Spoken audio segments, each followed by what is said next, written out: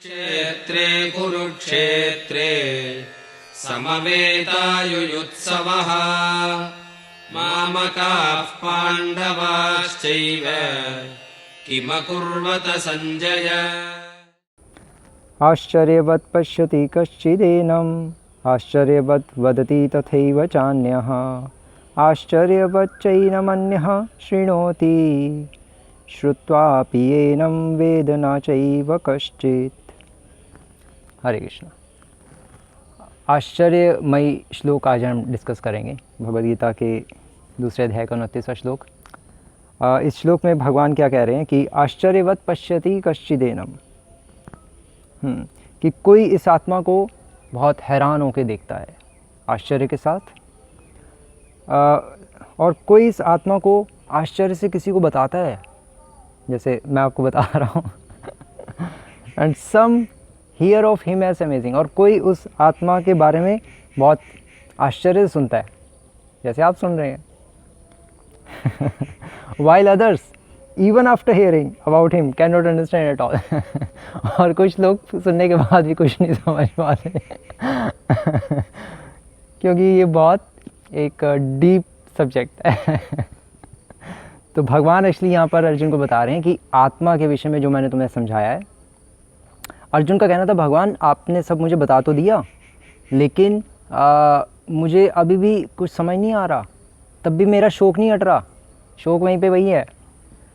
तो भगवान कह रहे हैं ठीक है, कोई नहीं, धैर्य से सुनते रहो। फिर आप नहीं समझ आ रहा तो फिर और सुनो, अगर आ चुका होता तो फिर मैं सेकंड चैप्टर पे गीता ख़त्म कर देता, लेकिन नहीं समझ आया तो फिर मैं तुम्हें और तुम्हारा ब्रेन वॉश करता हूँ। अल्टीमेटली भगवान ये कह रहे हैं। क्यों नहीं आ रहा ये समझ? एक्चुअली श्रील प्रभुपाद भी इसके तात्पर्य में लिख रहे हैं कि गीतोपनिषद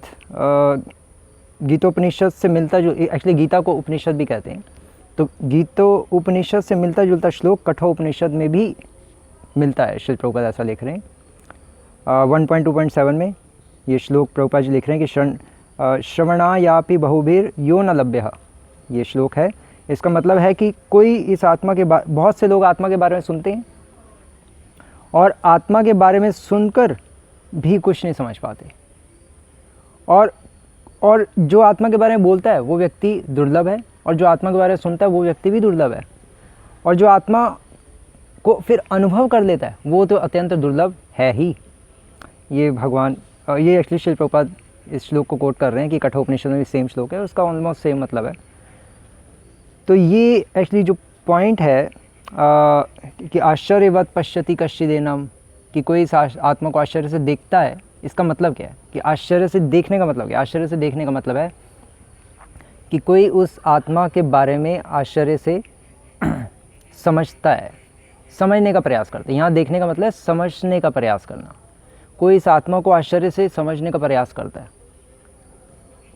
लेकिन उसे कुछ समझ नहीं आता। फिर आश्चर्यवत् वदति तथैव चान्य, और फिर कोई आश्चर्य से, और फिर वदति, फिर वो सोचता कि चलो मुझे समझ नहीं आ रहा, अब मैं किसी से डिस्कस करता हूँ। फिर वो किसी से डिस्कस करता है, वदति, लेकिन आश्चर्यवत्, बहुत आश्चर्य से वो डिस्कस करता है कि शायद समझ आएगा, लेकिन तब भी कुछ समझ नहीं आता। और फिर आश्चर्यवच्चैनम अन्यः शृणोति, और फिर वो सोचता है चलो अब मैं किसी के पास जाके, गुरु के पास जाके सुन लेता हूँ, मुझे समझ आ जाएगा। सुनता है वो फिर, लेकिन तब भी कुछ समझ नहीं आता।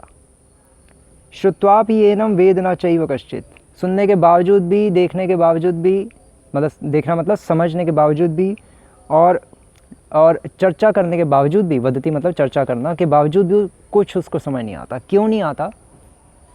क्योंकि ये जो सब्जेक्ट है ये बहुत गहन अध्ययन वाला विषय है। ये कोई चुटकियों में इसको नहीं हम ग्रैस्प कर सकते। इस सब्जेक्ट को, इस विषय को हम ऐसे नहीं समझ सकते कि चलो ठीक है, शास्त्रों में लिखा प्रमाणिक गुरु के पास जाकर ज्ञान लेना चाहिए, तस्मात् गुरु में अभिगच्छेत्, ठीक है मैं गुरु के पास जाऊंगा और ज्ञान लूँगा और आत्मा को समझ लूँगा विद इन 6 मंथ्स। नहीं, ऐसा कुछ नहीं होगा। आत्मा को समझने के लिए चाहे हम देख लें मतलब समझ लें, सुन लें, पढ़ लें, केवल इतने से नहीं होगा। ऐसा नहीं कि ऐसे तो फिर कोई भगवद गीता का दूसरा अध्याय पढ़ के आत्मा को समझ ले, आत्मा के बारे में। नहीं, उसके लिए हृदय शुद्ध होना चाहिए। अगर हृदय शुद्ध नहीं होगा तो फिर कुछ समझ नहीं आएगा, और हृदय शुद्ध होगा साधना से। कहने का पॉइंट ये है कि हमें साधना करनी पड़ेगी। जब कई वर्षों की साधना करेंगे और साधना करते करते जब समझेंगे, है ना, जब साधना करेंगे और फिर साथ साथ समझेंगे, तब भगवान की कृपा से ही चीज़ें समझ आएंगी। अपने प्रयास से हम आत्मा के विषय को समझ नहीं सकते पूरी तरह से। पढ़ के थोड़ा बहुत हिंट्स ले सकते हैं, ये तो हिंट्स हैं, लेकिन अनुभव करने के लिए तो भगवान की कृपा चाहिए। और कृपा उसी पे आती है जो गुरु के आदेशानुसार अपना जीवन चलाता है और अपनी साधना पूरी करता है। इस्कॉन में हमारे क्या साधना चलती है, एटलीस्ट जो दीक्षित भक्त हैं वो अपना 16 माला जप डेली कंप्लीट करते हैं और 4 नियम पालन और श्रील प्रभुपाद की बुक्स रीडिंग डेली हमें करनी चाहिए। इतना अगर हम करते रहेंगे तो उससे फिर हमारा हृदय शुद्ध होगा। एटलीस्ट गृहस्थों के लिए तो इतना ही है कि 16 माला जप करें, 4 नियम पालन करें और थोड़ा बहुत बुक्स डेली पढ़ें। एटलीस्ट 1 घंटा डेली पढ़नी चाहिए।